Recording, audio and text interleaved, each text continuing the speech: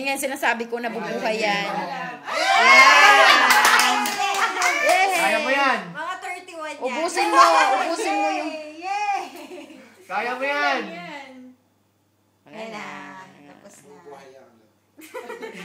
Wala na. 31 times. Tapos biglang umabol ulit. Tapos nasabog yan sa uli.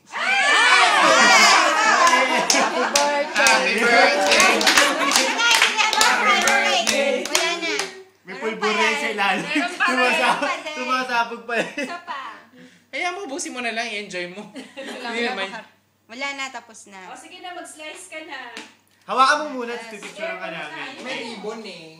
Ay nako, yan na oh. Bumibilis na namin uso.